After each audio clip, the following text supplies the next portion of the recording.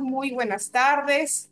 Saludamos a quienes nos acompañan virtualmente el día de hoy y le damos la más cálida bienvenida a nombre del señor presidente del Jurado Nacional de Elecciones, Magíster Roberto Rolando Burleo Bermejo, y de la directora de la Escuela Electoral y de Gobernabilidad, Magíster Marcela Mariela Pinto Rocha. Soy Angélica Grande Montalvo, colaboradora de la Escuela Electoral y de Gobernabilidad, y tengo el honor de presentar el día de hoy una de las actividades académicas más emblemáticas del Jurado Nacional de Elecciones. Me refiero a los martes electorales. La presente edición se ha organizado con gran ilusión de contribuir a la formación electoral, que es clave para avanzar a un futuro electoral más transparente y democrático. Así, hoy nos reunimos para hablar sobre el panorama de los procesos electorales en el 2025 y el rol del Jurado Nacional de Elecciones. En este 2025, el país se enfrenta a nuevos desafíos, pero también grandes oportunidades para fortalecer nuestra democracia. Es un año con gran dinamismo en la vida electoral, puesto que se llevarán a cabo elecciones municipales complementarias en Pión y Ninabamba, distritos de Cajamarca, la consulta popular de revocatorias e importantes actividades preliminares a las elecciones generales 2026. Es por eso que hoy nos reunimos para reflexionar sobre este dinámico panorama electoral y el papel fundamental del Jurado Nacional de Elecciones en este contexto. Agradecemos por eso profundamente la presencia de todos ustedes, porque su participación es clave para enriquecer este espacio de reflexión. Igualmente, damos la más cálida bienvenida al doctor Raúl Ruth Beltranamé Orbe, quien estará a cargo de la conferencia de hoy y de quien a continuación daré una lectura a una reseña de su hoja de vida profesional. Don Raúl Ruth Beltranamé Orbe es abogado y catedrático universitario, magíster y doctor por la Universidad Nacional Mayor de San Marcos, ex decano del Colegio de Abogados de Lima y ex miembro titular del Jurado Nacional de Elecciones. Es especialista en Derecho Electoral, Derecho Constitucional y Ciencias Políticas. Cuenta con estudios de posgrado en Derecho Constitucional por la Universidad de Salamanca, de Derecho Constitucional comparado por la Universidad de Zaragoza, de Derechos Fundamentales por la Universidad Complutense de Madrid. Es diplomado en Políticas Públicas por la Universidad de Georgetown, investigador de la Cátedra de Garrigues de la Universidad de Navarra de España, profesor principal de la Cátedra de Derecho Constitucional en la Universidad Mayor de San Marcos, profesor de posgrado de la misma casa de estudios. Asimismo, es profesor de la Universidad Autónoma de México, consultor de la Enciclopedia Jurídica Omega de Argentina, y ha publicado una decena de libros en especialidad que destacan, entre las que destacan La República Inconclusa, La Constitución Comentada, entre otros. Bueno, sin más preámbulos, cedemos el uso de la palabra al doctor Raúl Ruth Beltranamé Orbe para que pueda iniciar, y a ustedes, nuestros participantes, les invitamos a disfrutar de la presente conferencia, a compartir ideas y preguntas sobre el tema a través del chat del Zoom, que serán atendidas al final de la disertación. Muy bien, entonces, doctor, adelante, tiene usted la palabra. Muchas gracias. Para mí es un honor participar en este importante foro académico organizado por el Jurado Nacional de Elecciones en estas jornadas que tienen el nombre histórico de martes electorales, ¿no? Se han realizado decenas de martes electorales donde el jurado trata de divulgar las principales normas y reformas que se han hecho a la legislación electoral.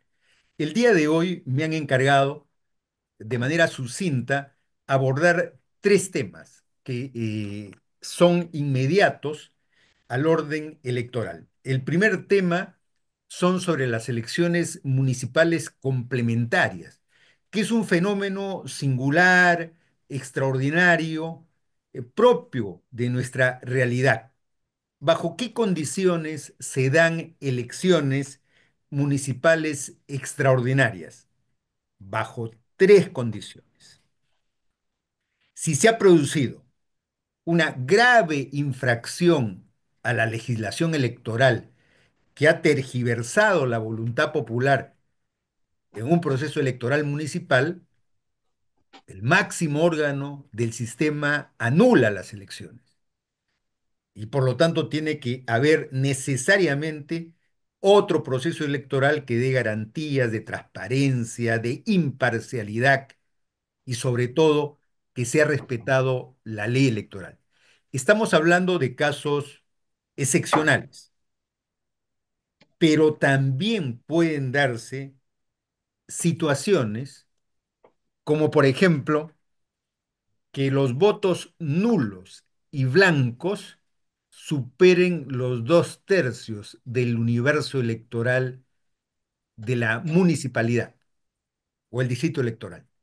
Y entonces, si se da ese caso, se tienen que anular las elecciones porque los candidatos propuestos no han obtenido la votación adecuada y más bien los votos nulos y blancos han superado los 2/3 del universo electoral. Y una tercera condición es cuando los votantes, tenemos un sistema de mayoría en el Perú, eso es importante anotarlo, el voto es obligatorio y tenemos un sistema de mayoría, por eso tenemos segunda vueltas electorales. Por eso la legislación electoral exige que concurra más del 50% de los votantes, porque tenemos el voto obligatorio. En casos extremos, que no ocurra esta concurrencia, se anulan los procesos electorales. Y en esta materia, nosotros tenemos problemas por nuestra geografía, por nuestra topografía. Cuando tuve el honor de ser magistrado del Jurado Nacional de Elecciones, vimos unos casos muy singulares. Por ejemplo, de una población que estaba dividido en 21 anexos poblacionales. O sea, una cosa es el orden urbano, todos conocemos Lima, Chiclayo, Arequipa, es el orden urbano donde las poblaciones están concentradas, pero hay lugares del país donde las poblaciones están dispersas. ¿Qué es lo que ocurre? Por ejemplo, uno de los anexos, para que los electores vayan al lugar de votación, se demoraban 4 o 5 días. Y entonces los electores decían, prefiero pagar la multa, porque voy a perder 4 días de trabajo. Y entonces no se podían llevar a cabo las elecciones porque no se cubría el número de votantes respectivos. Estamos refiriéndonos a nuestra realidad. No todas las circunscripciones son homogéneas e iguales. Por eso, en alguno de estos casos pueden darse estas situaciones. ¿Qué se busca? Se busca que por medio de este proceso se elijan a las autoridades municipales en aquellos lugares donde los comicios anteriormente fueron declarados o se anularon, de tal manera que las autoridades que son elegidas completan el periodo electoral que corresponde, completan. No es que hacen un ejercicio de 4 años, sino simplemente completan el plazo que corresponde a un ejercicio ordinario. Y estas elecciones municipales complementarias tienen, como en todo proceso electoral, un cronograma electoral. ¿Podemos pasar a la siguiente lámina? Y en el cronograma electoral ya salió publicado el decreto supremo el 23 de noviembre, 309 días antes del proceso electoral, ha salido un cronograma que nos va a marcar hitos, que nos va a marcar momentos preclusivos de un proceso electoral municipal complementario. Podríamos ver cada una de las fases y vamos a ver que se está cumpliendo los hitos del proceso electoral. Por ejemplo, el cierre del padrón electoral para saber cuál es el universo matemático de electores que hay allí. Se cierra. Ya no pueden haber más electores. Se establecen eh, las fechas límites para entregar los padrones electorales de afiliados ante el ROC, ante el registro de organizaciones políticas, y se van cumpliendo de manera preclusiva un conjunto de hechos administrativos, de hechos electorales en esta cronología que mostramos. Siguiente lámina, por favor.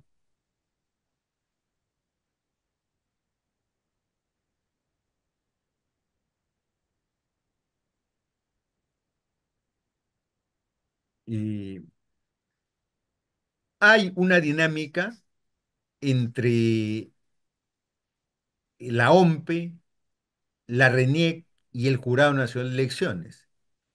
La RENIEC, como todos ustedes saben, se encarga del padrón electoral registrado, autenticado, preservado, y este padrón tiene que ser aprobado por el Jurado Nacional de Elecciones, en el sentido técnico, que no existan fallas, que no exista duplicidad, que no exista ningún elemento que perturbe al proceso electoral.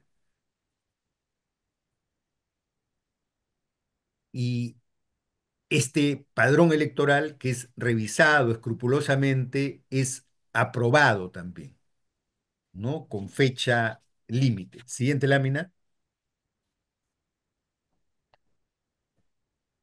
Y así como hay una fase donde interviene la RENIEC con la aprobación del padrón electoral, también hay una fase donde interviene directamente la OMPE, como por ejemplo es el día de las elecciones internas para afiliados. Así como en las elecciones generales tenemos plazos para estas elecciones internas, también en estas elecciones complementarias, en el año 25 precisamente, este cronograma ha empezado a funcionar desde el año 24.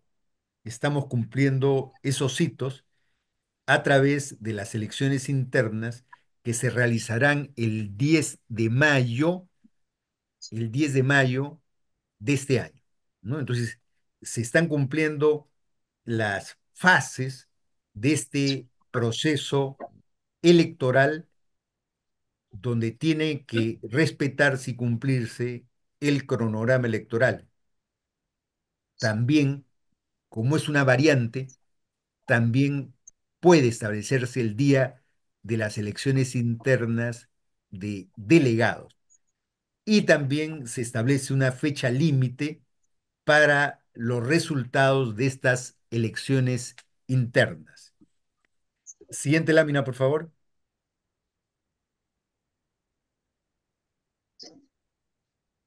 Se cumplen todos los requisitos para la conformación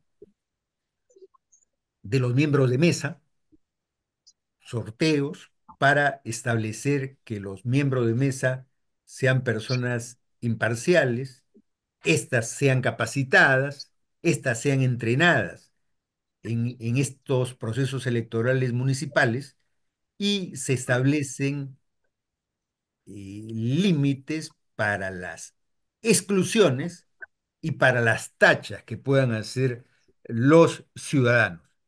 Como vemos, el cronograma es un cronograma preclusivo.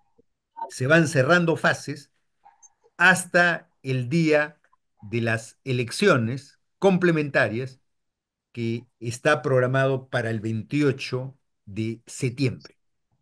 Entonces, estas elecciones que se van a realizar en dos distritos electorales, como se ha indicado, tienen que cumplirse de manera escrupulosa bajo este cronograma electoral. Pero este año, eh, siguiente lámina, podríamos resumir estas elecciones municipales con estos hitos que están cronológicamente organizados, ¿no? Desde la convocatoria de elecciones internas hasta el propio plazo para el desarrollo de estas elecciones complementarias.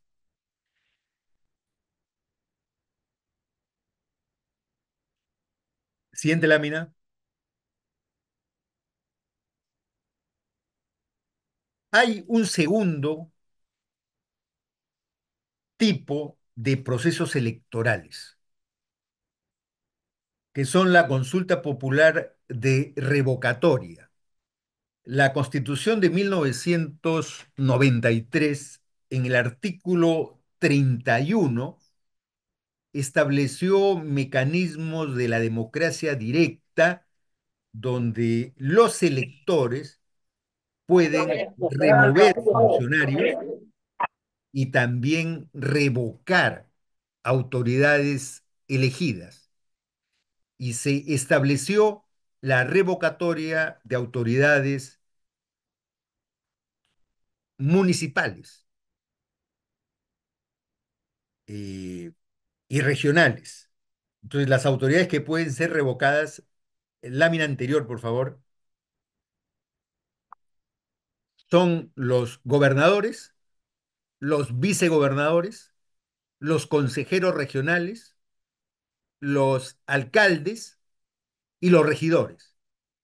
También está habilitado para los jueces de paz, pero ese es otro tema.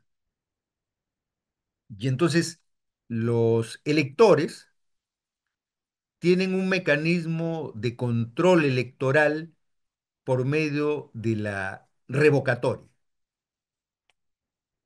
Los procesos de revocatoria en el Perú han pasado por varias fases. Han habido varios momentos de revocatoria, pero el legislador ha ido modulando, estableciendo criterios para que no se abuse de este derecho constitucional que es el derecho a la revocatoria. Por ejemplo, se ha establecido que las autoridades municipales, llámense alcalde o regidor, no pueden ser revocadas en el primer año de su mandato.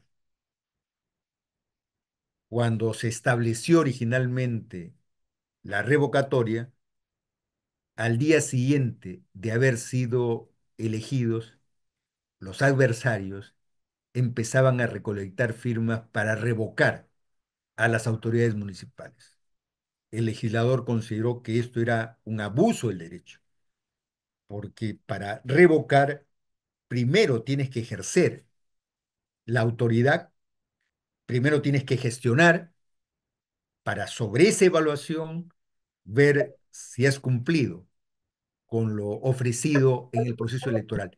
Por eso Todo se está estableció programado que para el poder primer año, por favor, pueden apagar sus micros, que en el primer año no procede una revocatoria y que en el último año de ejercicio tampoco procede la revocatoria, ni en el primer año ni en el último año del mandato municipal.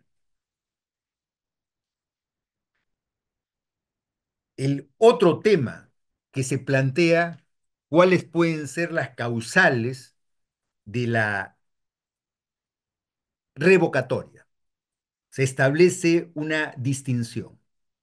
Las causales de la vacancia, suspensión no pueden ser invocadas para sustentar los pedidos de revocatoria, ¿no?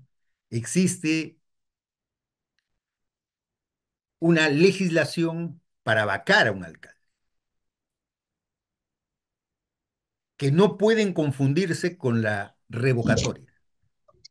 La revocatoria es un ejercicio de los electores que a través de sus firmas van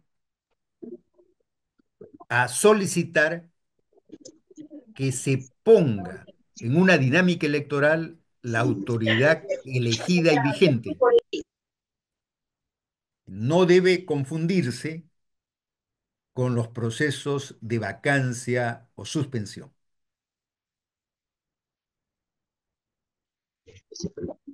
Por esa razón se han establecido criterios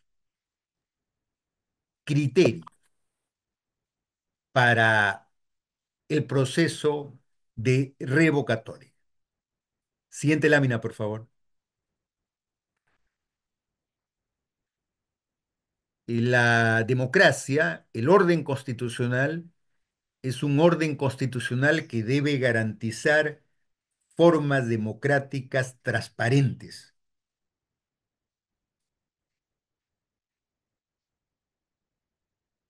Un alcalde puede ganar por un voto. Se han dado casos extremos, en el caso peruano, casos extremos donde ha habido sorteo por moneda. Ha ganado cuando ha habido empate.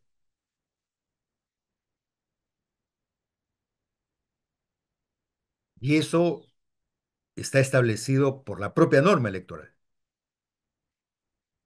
porque no todas las inscripciones electorales tienen las mismas dimensiones. Hay diversas. Lima es una excepción. Lima tiene millones de electores. Hay distritos relativamente pequeños donde se dan estas polarizaciones y se han producido en casos singulares, incluso empates. Entonces, un alcalde puede ganar por un voto. Esa es la democracia.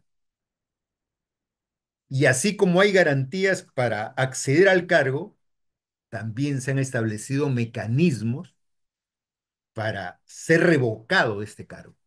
Y un mecanismo que da garantías es que debe haber un mínimo consenso para el proceso de revocatoria. Un mínimo consenso. Esto significa que si, por ejemplo, se quiere revocar al alcalde, se debe contar por lo menos con el 25% de las firmas de los electores de la circunscripción donde se solicita la vacancia. 25%. 25%. Si son 10.000 electores, mínimo 2.500 firmas. El 25%. El 25%. ¿Para qué? Para que se establezca un mecanismo de garantía de salida. No, no puede ser, pues, que por rivalidad electoral plantee la revocatoria.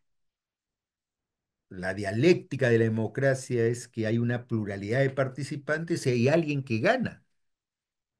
Y esa persona que gana debe tener garantías para el ejercicio de su gestión, salvo que exista un consenso para que sea evaluado y eventualmente revocado. Por eso se establece un número de firmas que tiene que ser debidamente comprobada por la RENIEC. 25% de firmas.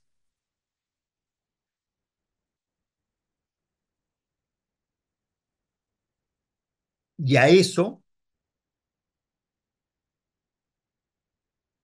y a eso se le agrega que para revocar a una autoridad se requiere la asistencia de no menos del 50% de los electores, no menos del 50% de los electores.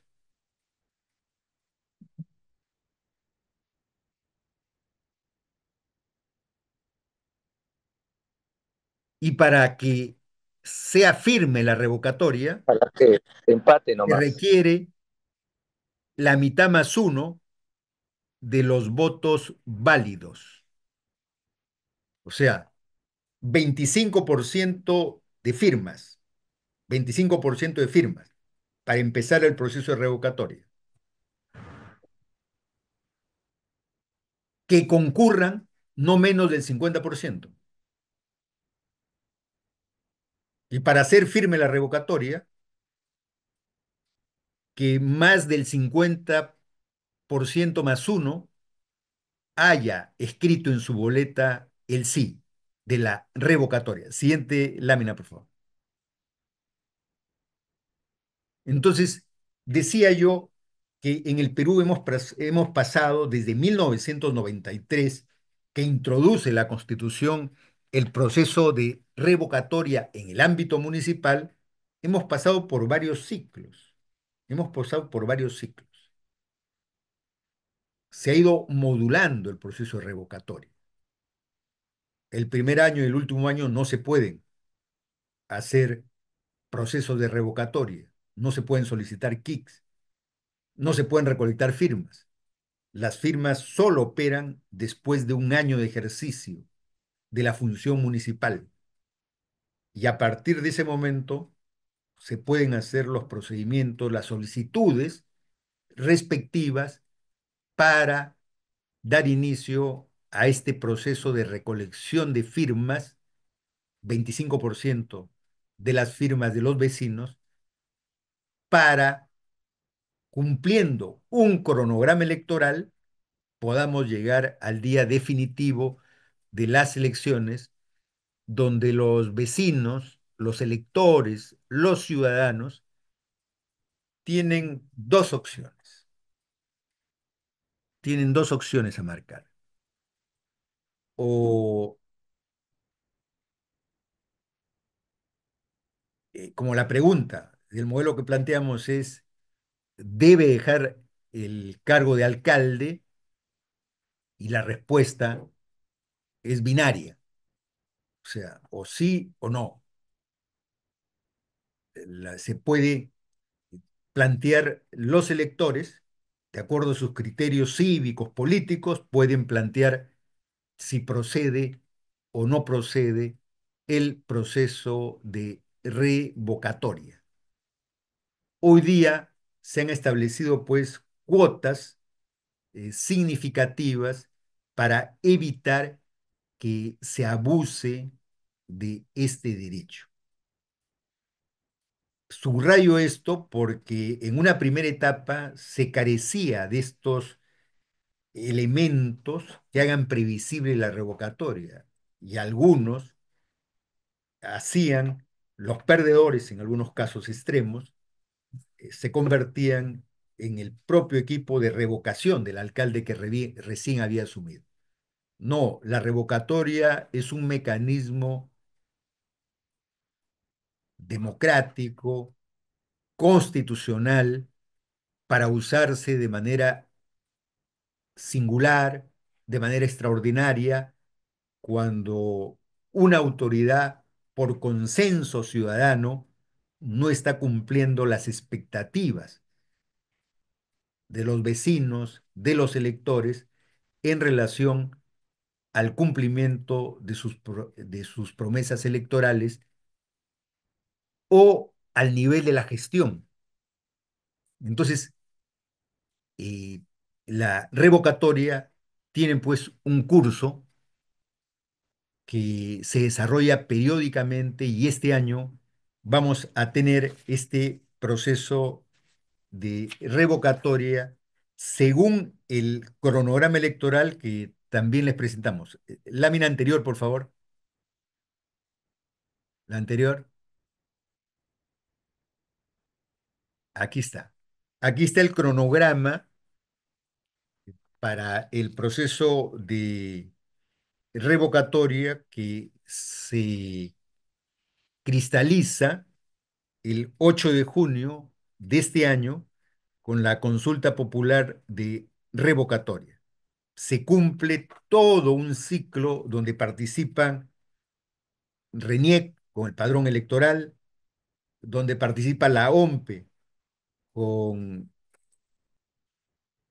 la parte logística y donde participa también los jurados electorales especiales en la administración y en el tema de la justicia electoral, ¿no?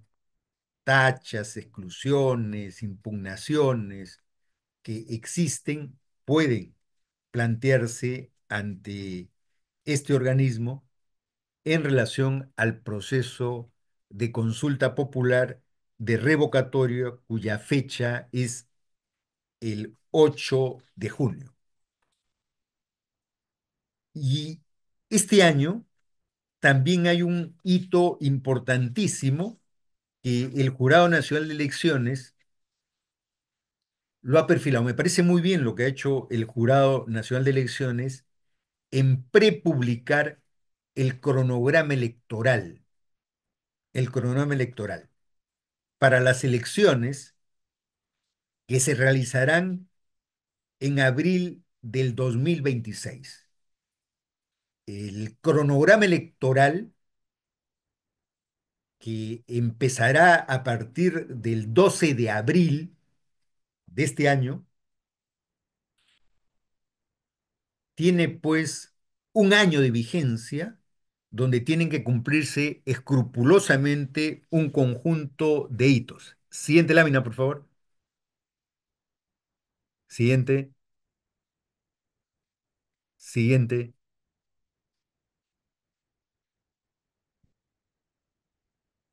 El Jurado Nacional de Elecciones ha prepublicado el cronograma electoral. Creo que es bueno porque muchas veces simplemente se aprobaba, se legislaba y se publicaba ya el cronograma electoral. Ahora, para informar a la opinión pública, se ha prepublicado lo que sería el cronograma electoral. Y la opinión pública, los especialistas, los legisladores pueden hacer observaciones, recomendaciones, críticas, ¿no? Vivimos un sistema democrático, si este cronograma electoral garantiza la transparencia, garantiza un proceso electoral donde el Estado aparezca neutral, donde el Estado no se comprometa con ninguna fuerza política en particular y donde los organismos electorales cumplan pues el papel constitucional para la afirmación de la democracia en el Perú. Este es un proceso electoral inédito. Vamos a tener un proceso electoral inédito, ¿no? Porque la Constitución ha sido reformada y se ha introducido la bicameralidad. Y ese elemento nuevo va a constituir un desafío para los 25 millones de electores que tiene el Perú, ¿no? Va a ser un momento nuevo después de cerca de 35 años. Vamos a volver al sistema bicameral con el Senado. Y entonces vamos a tener un nuevo proceso electoral, inédito. Entonces vamos a ver qué se ha establecido en el cronograma electoral. ¿Por qué un año? Porque necesitamos hacer previsible el proceso electoral. El proceso electoral no se improvisa, se organiza con mucha antelación. para guardar las formalidades. Tenemos hitos para guardar estas formalidades. Y es un cronograma preclusivo. El 12 de abril, el 12 de abril es la fecha límite para la convocatoria oficial de las elecciones generales. Las elecciones podrían ser convocadas antes del 12 de abril, pero históricamente, para hacer un cronograma electoral de un año, se ha convocado el 12 de abril, la fecha límite para la convocatoria. Y hay otro hito muy importante. Es el hito del 12 de mayo, donde es el último día para que las alianzas electorales completen su inscripción ante el registro de organizaciones políticas. ¿Por qué digo que esto es importante?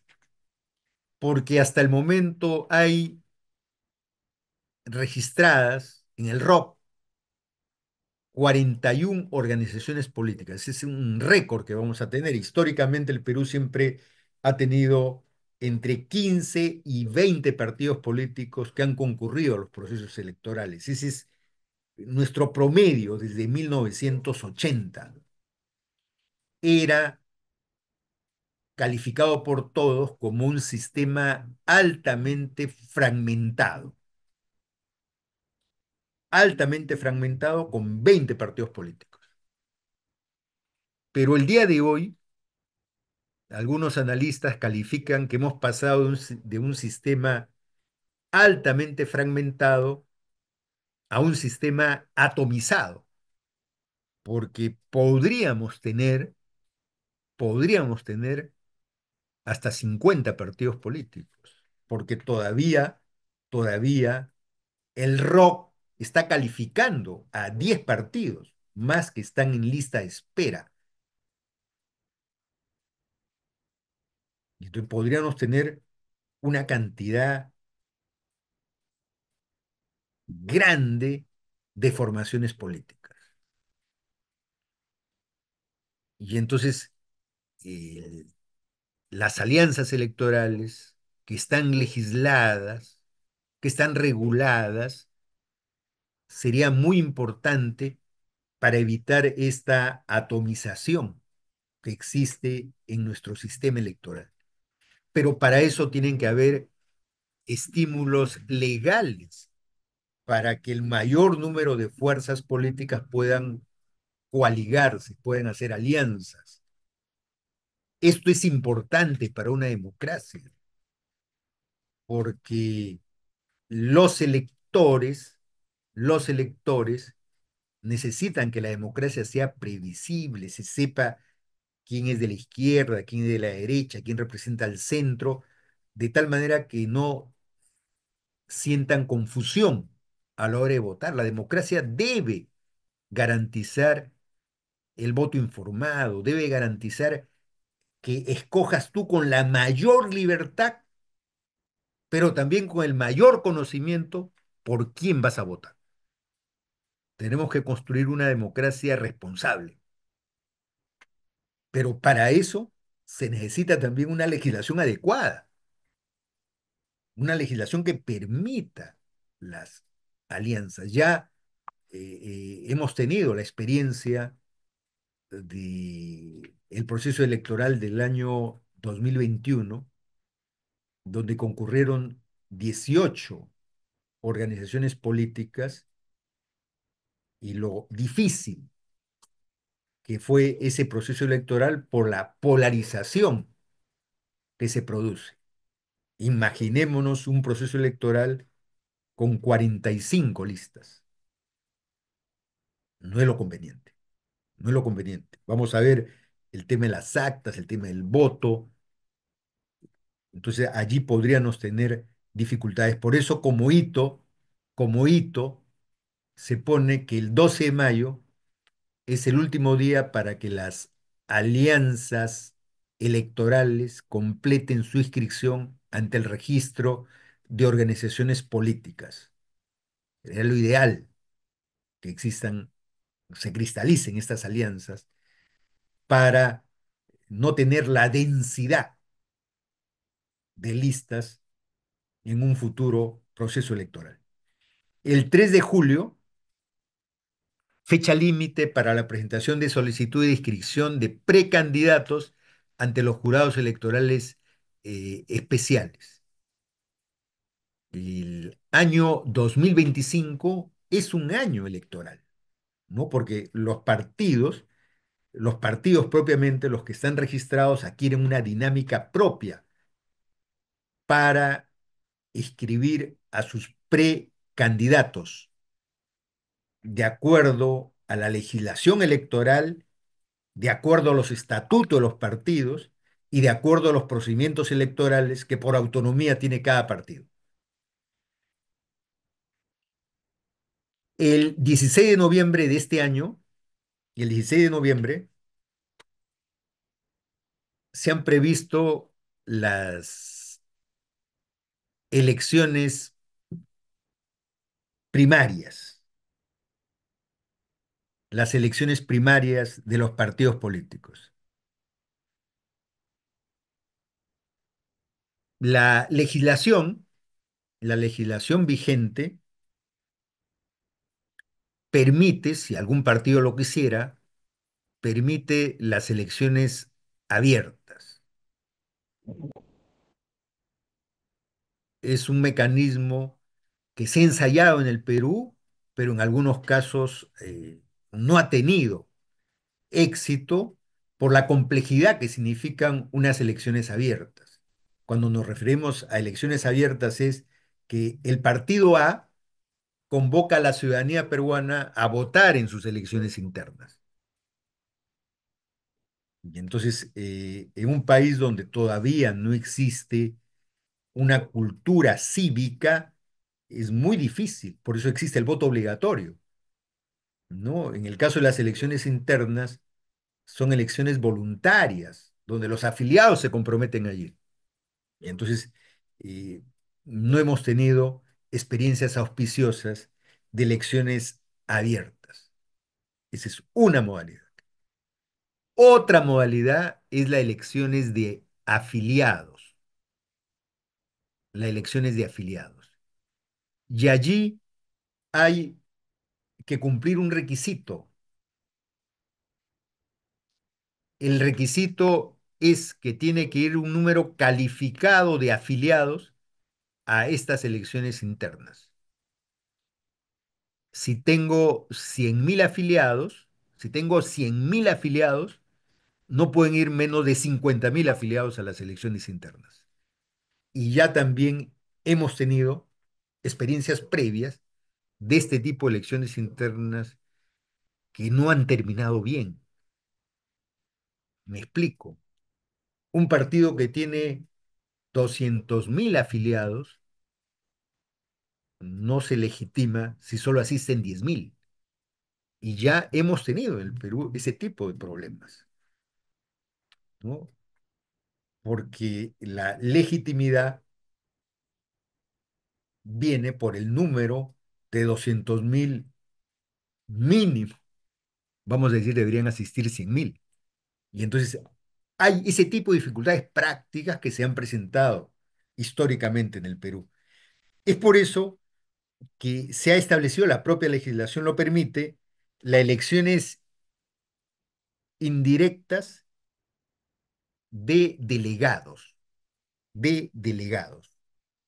¿no? Donde los afiliados también votan por sus delegados, ¿no? Elecciones indirectas.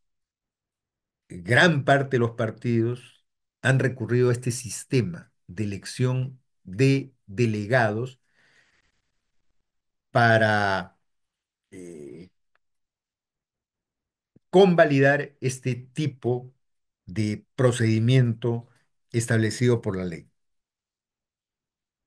Y el 23 de diciembre de este año, víspera de Navidad, es el plazo final para la inscripción de fórmulas y listas de candidatos. O sea, vamos a tener un mes de diciembre muy agitado porque imaginémonos 40 formaciones políticas, 40 formaciones políticas inscribiendo candidatos, hoja de vida. Hay una serie de procedimientos de rigor que tienen que cumplirse. Es por eso que siempre se ha invocado de que debe haber una formación en derecho electoral, una asesoría adecuada en derecho electoral para cumplir escrupulosamente estas fases que tiene todo proceso electoral. Y el 12 de abril del año 26, por eso estamos hablando exactamente un año, el 12 de abril serían las elecciones generales, el 12 de abril del año 26. Si se convoca el 12 de abril de este año, dentro de un año exactamente tendríamos las elecciones generales. Y por la tradición peruana de los últimos 20 años, en los últimos 20 años ningún proceso electoral se ha resuelto en primera vuelta. Ningún proceso electoral se ha resuelto en primera vuelta. Y por eso necesitamos tener 30 días después de los resultados de la primera vuelta, si nadie supera el 50% en primera vuelta, tendríamos que tener la convocatoria a la segunda vuelta electoral, que es entre las dos primeras eh, minorías, llamemos técnicamente, ¿no? Entre aquellas dos formaciones que se han acercado más al 50% es el proceso electoral de segunda vuelta. Entonces tenemos un cronograma electoral que tiene que cumplirse y la dificultad es que son procesos electorales simultáneos. Siguiente lámina.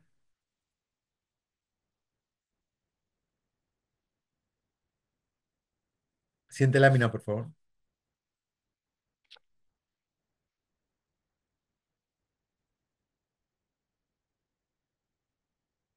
Mientras nos ponen la siguiente lámina,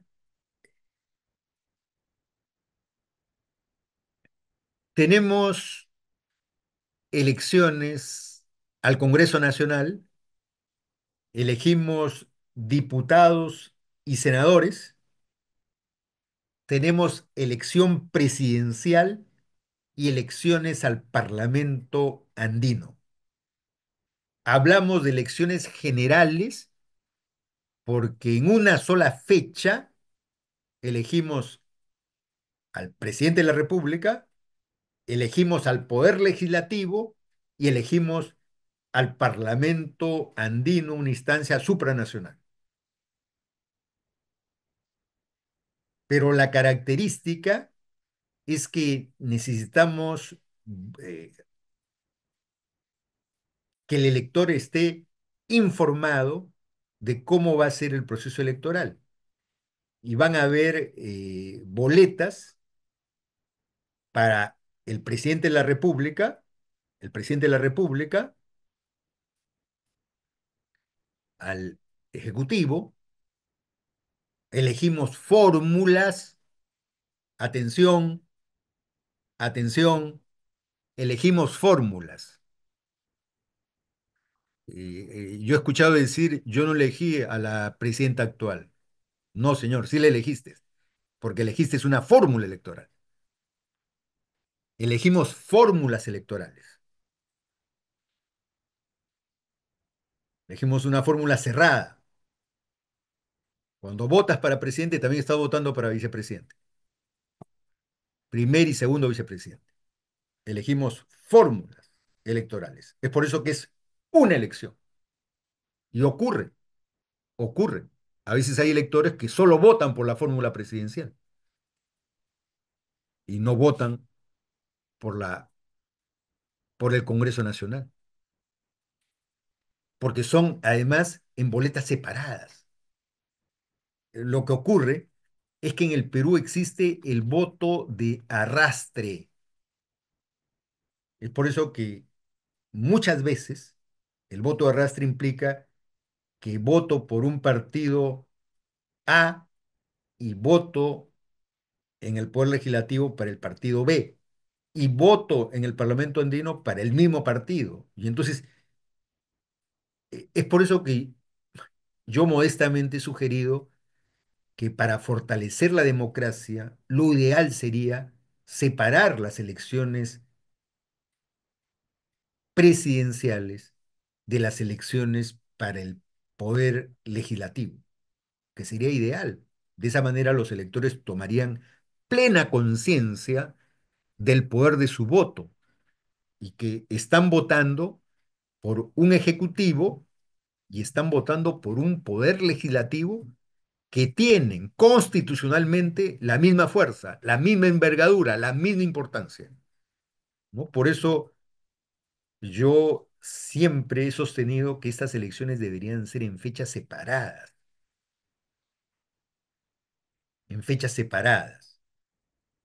pero no hay consenso y se ha buscado este sistema de hacer elecciones generales,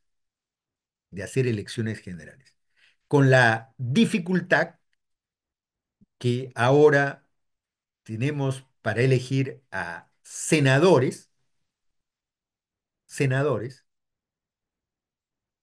por circunscripción electoral, uno por lo que son las regiones y senadores por distrito nacional. Entonces allí va a haber una dificultad que hay que informar a los electores. Y también habrán elecciones para diputados. Los diputados varía su número en relación a la composición electoral de cada distrito electoral. Pero las elecciones se hacen más complejas para el elector, ¿no? Estamos hablando de un elector que muchas veces no tiene el entrenamiento cívico. Yo, por ejemplo, siempre decía de que sería muy bueno que antes de las elecciones circulen de manera eh, didáctica las boletas electorales, para que las personas sepan, se familiaricen con la boleta electoral y sepan discernir por quién van a votar. La mayoría de los electores conoce la boleta electoral el día de las elecciones. Se confunden, vician sus votos. Yo hice un estudio en alguna oportunidad sobre eh, los altos porcentajes de, de voto viciado. Y el voto viciado, el alto porcentaje, no era porque el elector dé una frase, procas o algo por el estilo, sino porque estos errores de inscripción, cómo se tacha, en qué lugar se tacha, por ejemplo, tachaban la palabra partido, acá dice partido, ¿no? Ahí en partido tachaban, o ponían el nombre del partido, o sea, errores que comete el elector que no tiene un entrenamiento previo con la boleta electoral.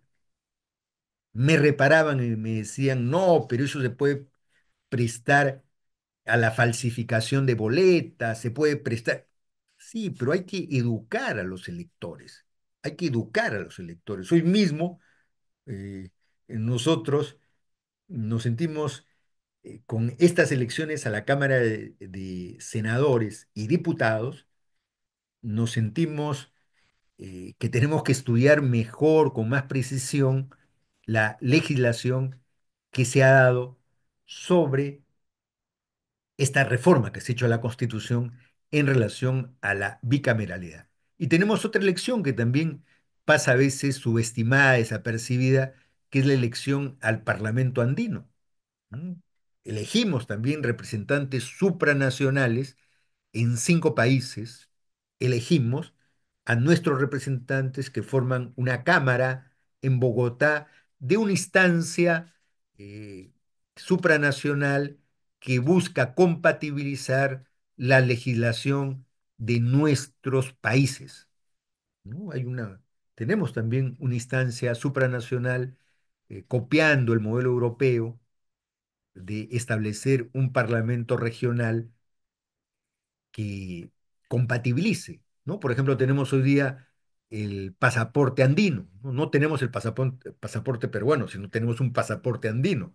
Es el mismo pasaporte que tienen los colombianos, los ecuatorianos, los bolivianos, ¿no? Estamos compatibilizados en relación a este tema de migración legal. Entonces, hay pues toda una eh, problemas inéditos que van a presentar estas elecciones, que yo lo resumo de la siguiente manera. ¿Cuáles son los desafíos electorales que tenemos? Siguiente lámina, por favor.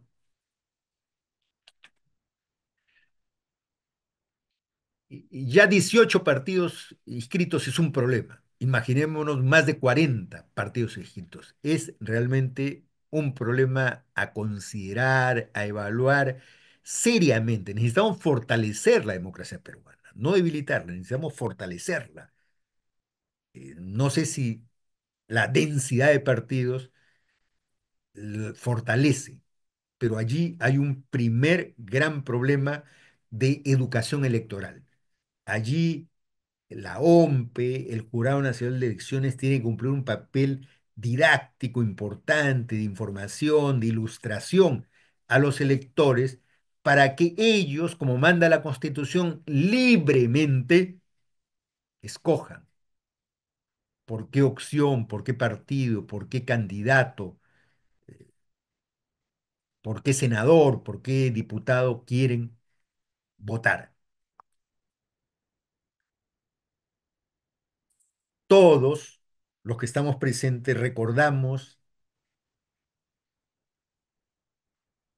la boleta electoral anterior, inmensa, grande, monumental.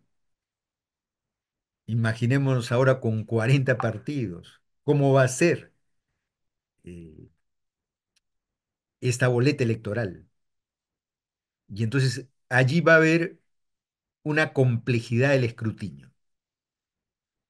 Se hace más difícil contabilizar los votos, en que no existan errores, porque ya es problemático con 18 partidos, con 40 es mucho más problemático, ¿no? Entonces,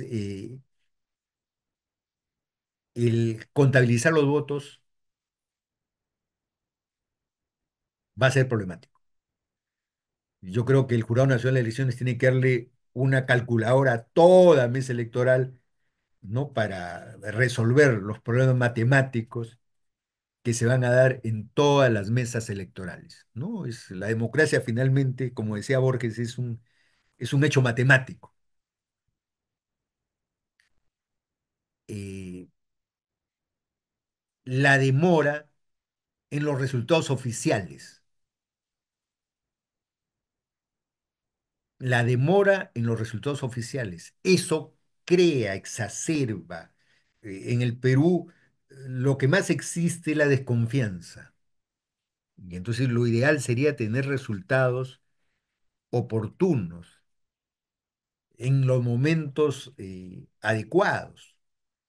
Y tenemos un problema adicional que se dio en las últimas elecciones.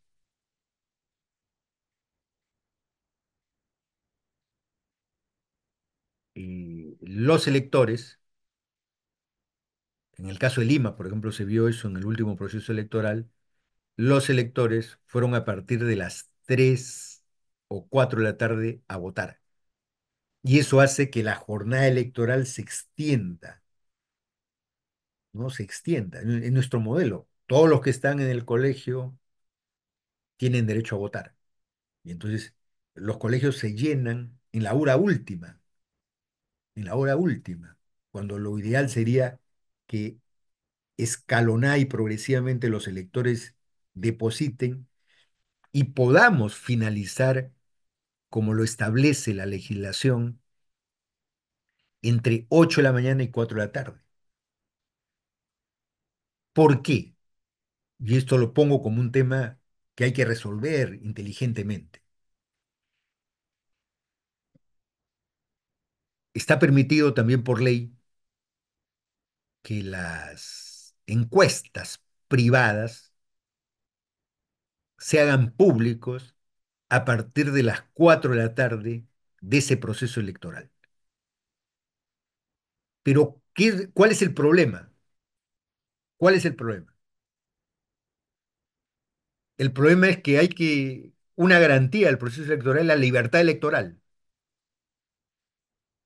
Es por eso que hay veda informativa, veda de propaganda. Nadie puede decir quién va a ganar, porque eso es indirectamente influir sobre el elector. Y el elector debe estar libre para que vote por quien mejor considere. Pero ¿qué ocurre con los 3 o 4 millones de electores que todavía están en las cámaras electorales, en los colegios electorales, cuando el flash electoral ya salió a las 4 de la tarde? Y hay todavía 3 millones de electores que todavía están votando, porque votan hasta las 7, 8 de la noche. Y entonces hay un problema ahí. Yo creo que hay que resolver ese problema. O sea, los resultados, el flash electoral crea problemas, crea problemas. En las últimas elecciones generales, el flash electoral dijo, ganó A, y los resultados oficiales dijeron ganó B. Y entonces ahí vienen los conflictos. Pero el conflicto es porque todavía hay electores que están sufragando cuando se ha dado el flash electoral.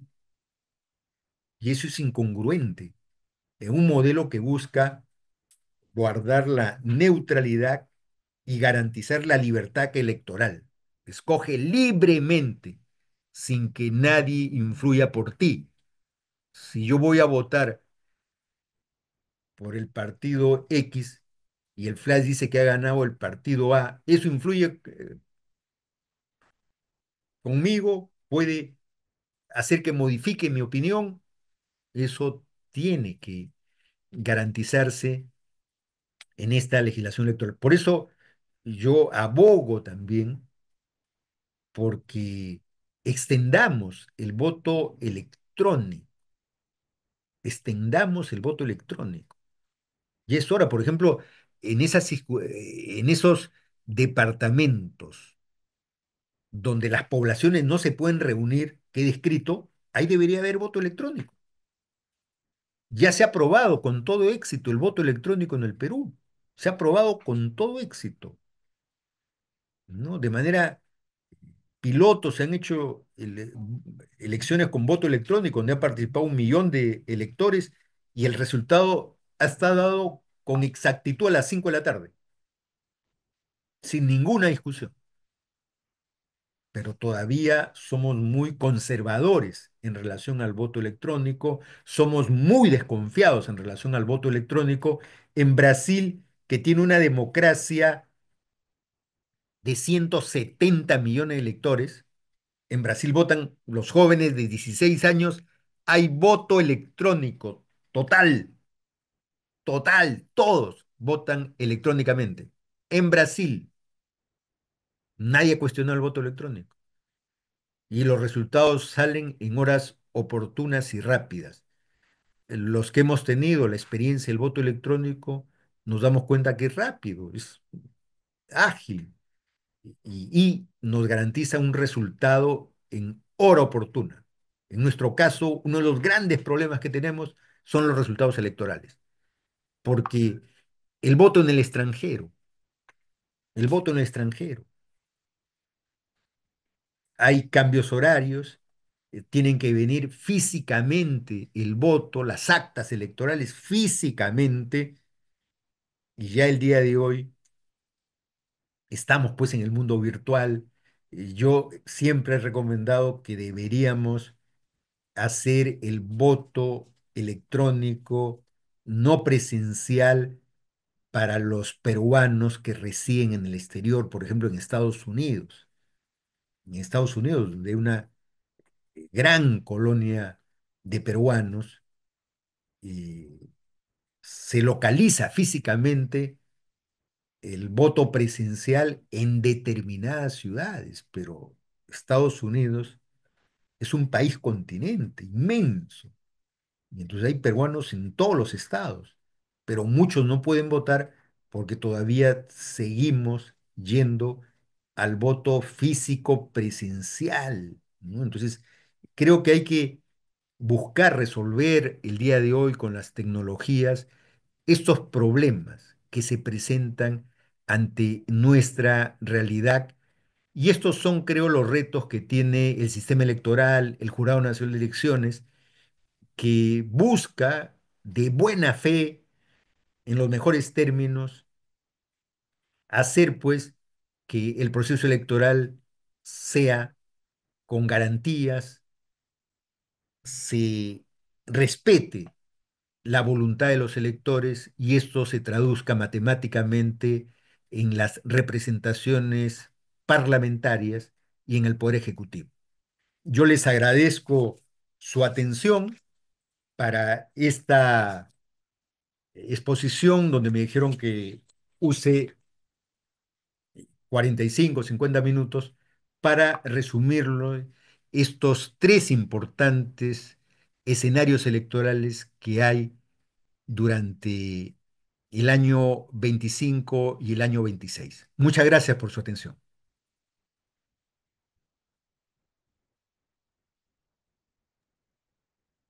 Apreciado doctor Raúl Chanamé Orbe, muchísimas gracias por contribuir a la formación electoral de todos los que estamos ahora participando en esta sesión, pues prácticamente 400 participantes.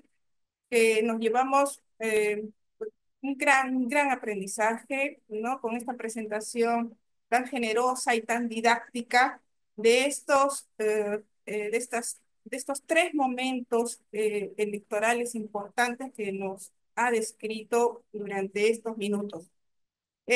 Pues es increíble la cantidad de preguntas que tenemos y hemos, de alguna manera, hecho un esfuerzo por sintetizar algunas de las más importantes preguntas para cada uno de los bloques temáticos que usted ha abordado.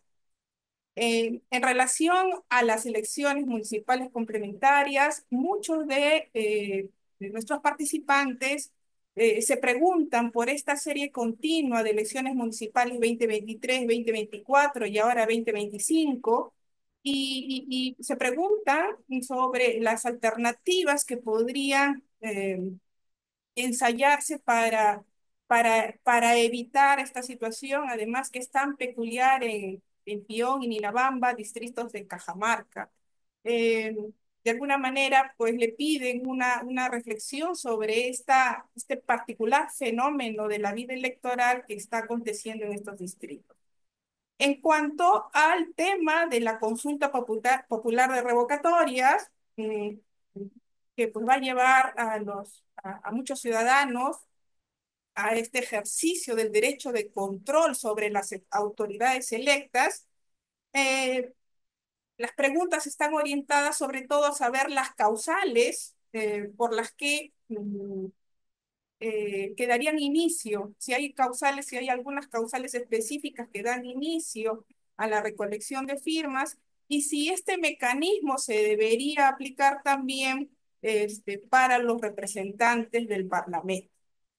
Y finalmente, doctor Sanamé, en cuanto al tema de las próximas elecciones generales, aquí nuestros participantes le plantean una pregunta de orden constitucional, pues quieren saber si desde su perspectiva el Parlamento ha infringido el mandato popular al constitucionalizar elecciones bicamerales a pesar de que en el referéndum, ¿no? Reciente, previo, la población dijo no a las elecciones, a la composición bicameral del Congreso. Eh, y también sobre las elecciones generales, que le piden una reflexión adicional sobre eh, este escenario multipartidario tan amplio y tal vez unos consejos prácticos ya, ¿no? De cómo pueden hacer los electores para desde ya ir preparándose para un voto responsable. Y finalmente, también nuestros participantes, respecto de las elecciones generales, pues le piden una reflexión final sobre el rol de los jurados electorales especiales y cómo no, en general este rol tan importante de la justicia electoral, del cual es parte del Pleno del Jurado Nacional de Elecciones, pues la preside.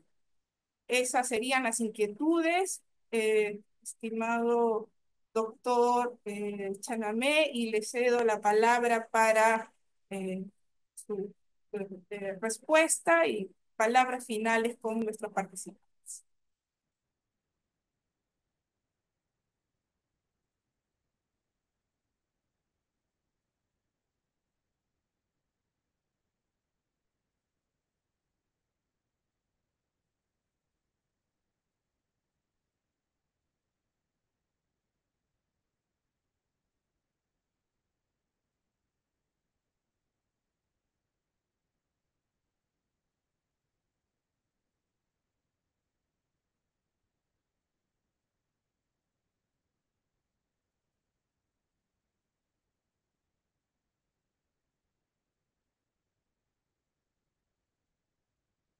Ah, a ver, esperamos un momentito. Sí, y recién me acaban de activar ustedes el micro. No me han dado cámara, también me han censurado, creo. No, por favor, mil disculpas a nuestro equipo técnico. Eh, Sí, las preguntas muy inteligentes sobre las elecciones complementarias. Yo creo que hay que recurrir a la tecnología, porque me temo que si es por distancias geográficas, no se van a poder cristalizar estas dos elecciones complementarias en ciudades andinas.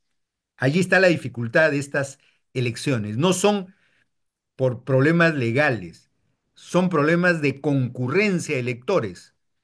Y entonces la única forma de resolverlo es recurriendo a la tecnología, ¿no? Yo creo que ese es un mecanismo. Ojalá estas dos procesos electorales complementarios puedan cristalizarse.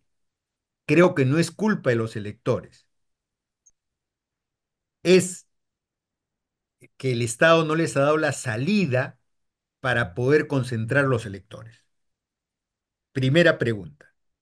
Segunda pregunta. La revocatoria es importante. Y me han hecho una pregunta directa, dice. ¿Le podemos aplicar la revocatoria a los congresistas? Sí, tendría que haber una reforma constitucional, pero en materia electoral hay un mecanismo más sabio que se llama la renovación por tercios o por mitades, que es un sistema que hace el sistema norteamericano, que a mitad de mandato se renueva el voto, ¿no? Y entonces los que no obtienen esta renovación simplemente no repiten, ¿no? Entonces yo creo que ese sería un mejor mecanismo que la revocatoria, porque la revocatoria es un proceso, más bien la renovación por tercios, por mitades, es un mecanismo más natural que obliga a que los representantes sean juiciosos, tengan buenas iniciativas, cumplan el mejor trabajo para que se les renueve a mitad de mandato su tarea legislativa. Tercera pregunta, tercera pregunta. Doctor Chanamé, le interrumpo solo unos segundos para Sí, decirte que nuestro equipo técnico le pide sí activar la cámara. Creo que ya está sí, ahora perfecto. ya. Gracias. Tercera pregunta. Desde una perspectiva constitucional, el referéndum es un mecanismo constituyente que apela al elector para que dé su opinión en relación a la bicameralidad. Y la opinión fue mayoritaria contra la bicameralidad. Fue mayoritaria. No estoy de acuerdo yo con esa opinión, pero esa fue la opinión mayoritaria. Y creo que esa opinión debió ser revertida con otro mecanismo similar, no con un mecanismo legislativo, porque al mecanismo legislativo le falta la legitimidad social. Lo social es importante para que una ley, una norma sea cabal. Por eso yo sí creo que hubo una opinión mayoritaria, mayoritaria en referéndum, y esa ha sido revisada por un acto legislativo. Yo creo que la fuerza reside en el referéndum. Sobre los jurados electorales especiales, creo que hay que capacitar con mucha anticipación a los jurados electorales especiales. Creo que debe haber una judicatura especializada en materia electoral. No la hay. Yo respeto las especializaciones judiciales, penal, civil, son especializaciones, pero el derecho electoral es una especialidad que no hay que subestimarla. Hay 32 normas electorales, hay que estudiar las normas electorales. Y entonces un juez, eh, a veces de manera súbita, es designado a un jurado electoral especial. Y el juez tiene una formación jurídica, pero no necesariamente ha sido formado en derecho electoral. Por eso nosotros recomendábamos que exista una especialidad que es el derecho electoral en la judicatura. Hay que capacitar a los jueces permanentemente para que resuelvan, usando la Constitución y la legislación electoral, controversias electorales, pero para eso se requiere una especialización y una preparación. Con eso creo haber satisfecho el conjunto de preguntas que se me han formulado. Les agradezco la atención y felicito al Jurado Nacional de Elecciones por esta iniciativa académica. Muchas gracias. Muchas gracias, doctor. De parte de la Escuela Electoral y de Gobernabilidad, agradecemos su participación y la de todos y todas las personas, de todas las personas que hoy día nos han acompañado. Y bueno, les invitamos a seguir acompañándonos en los próximos eventos. De hecho, la próxima conferencia se denomina Estándares Internacionales de los Procesos Electorales y será el día 26 de marzo. Los invitamos a participar. Y también les recordamos y les pedimos completar la encuesta de satisfacción que se abrirá al finalizar la sesión, que es muy importante para que el Jurado Nacional de Elecciones, a través de la Escuela Electoral y de Gobernabilidad, siga brindando y mejorando y perfeccionando estos espacios de reflexión académica que son tan importantes para fortalecer nuestra cultura democrática y, por tanto, la democracia y poder avanzar a procesos electorales cada vez más transparentes, más inclusivos, más democráticos. Muchas gracias nuevamente a todos. Muy buenas tardes.